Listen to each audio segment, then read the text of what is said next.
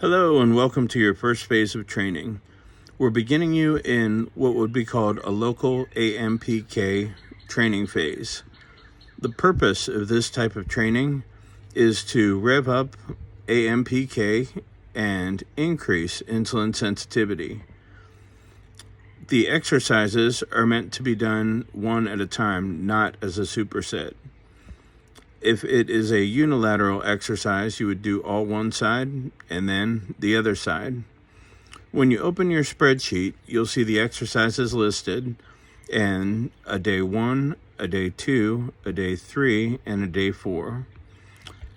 The exercises listed have the name of the exercise. The next column is the number of sets.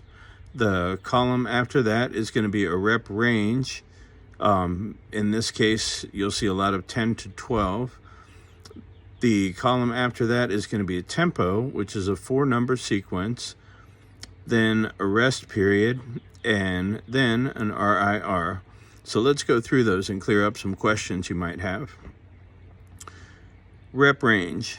So when you see 10 to 12, what you want to think about is that means if you're getting 10 reps and you're hitting technical failure on the 10th rep, that is probably an opportunity to go up in weight or do more reps. Either one is an acceptable choice. Sometimes it might be more practical for one or the other. For an example, if you're using a band where you can't really change the weight of it, the better option would be increasing reps. And if you top out pretty fast on the band, I would simply increase reps by about 10% each workout, so you're creating an overload. If you're using weights and you're using a small weight, like on a shoulder exercise, also probably a good idea to use the rep option over the weight option. A reason for this would be if you're using a 5-pound dumbbell and you were to jump up to an 8-pound dumbbell, that's almost a 75% increase, 60%. However, if you were to do one more rep, that's a 20% increase, or 2 more reps, 40% increase. So you can see it allows you to stay within a range that is going to be a more appropriate jump. As a third option, in terms of creating overload with this type of training, in the flexed or shortened position of the exercise, you can extend the hold time. And this will make a little bit more sense when we get to tempo, but basically think about when the muscle is contracted, holding that position for a second longer than indicated, or 2 seconds longer, or 3 seconds, and so on. Make sure to track your workouts. Tracking your workouts allows you to see your progress, and as a coach, it allows me to get a good sense of how fast we need to progress you and make sure we're staying on track. The rest periods are listed in seconds, so basically you'll see you have about 45 seconds. So you'll do a set, rest for 45 seconds, do a set, rest for 45 seconds, and so on until all 5 sets are completed. RIR stands for reps in reserve. What we're looking at here, the number listed, so for example, 4, 3, 2, 1, 0. What that means is on your first set, we want to pick a weight where when you get to the last rep, essentially the 10th or 12th rep, whichever rep bracket you're in, you should be hitting a weight where you feel like technically you could have executed another 4 reps absolutely perfectly. And then the next set, a little bit tougher, 3 reps extra, then 2, then 1, and on the last set, you should actually hit failure.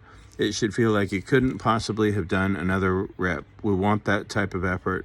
Remember, that's what's going to move the needle, and that's what's going to create the progress, the bone density, and the muscle mass that you're looking for to extend your longevity and help with your overall health. As you look at the tempo, there's a 4-number sequence. When you see the first number, so for example, a 2, that means the eccentric or lowering part of the movement where the muscle is lengthening. So a simple example is on a bicep curl. If my hand is up by my shoulder and then I'm lowering the weight and that number was going to be 3 seconds, or 3. I would lower it for 3 seconds. 1 1,000, 2 1,000, 3 1,000. The second number in a tempo sequence refers to the time, if any, in the lengthened phase. That's where you're holding the muscle in a stretch position. So going back to our bicep curl example, you would be holding the arm stretched out, fully extended. The third number is going to be the time in seconds that you're lifting. So where you see a 1, what we're looking for is 1 1,000. So you're flexing the muscle to lift the weight, or 2 or 3. If you see a 0 there, that means, or an X, which will come in future programs, that means lift as fast as possible with good form. We're trying to take advantage of compensatory acceleration in a situation like that, but we'll get into that more at a later date. The final number you see, number 4, is going to be the time in the contracted position. So for our local AMPK training, the time in the contracted position, that's going to be the longer pause. And that would be going back to our bicep example. When you're all the way at the top of the curl and the bicep is flexed, that is going to be the time in seconds that you hold it. The reason we emphasize the shortened range of the muscle is because you'll notice muscles are basically split into 2 days, and each are trained twice a week. So we're going really high frequency. We're also doing a lot of basic, not compound movements. This is going to allow you to recover faster and not tax any of your systemic abilities that we'll be tapping into in the next phase of training. So this should almost feel like, I hate to use the word easy, but sort of a deload in terms of training. The workouts themselves will move really pretty quick because you're only resting 45 seconds between each set, and you're only doing 5 sets of 5 exercises. Your progression each week, you'll add 1 set to each of the exercises. So for week number 2, when you're going through these same exercises, it'll be 6 sets of 10 to 12 on all 5 exercises. And week number 3 will take us to 7 sets of 10 to 12 on all 5 exercises.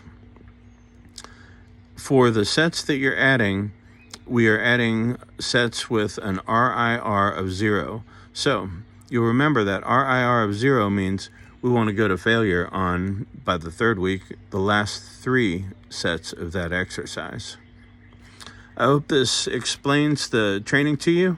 When we set up our consult, if you have any questions, I'll be happy to cover them in greater detail. Looking forward to hearing about your progress and hearing about how the workouts are going. Feel free to reach out anytime, and I will look forward to talking to you soon. Bye.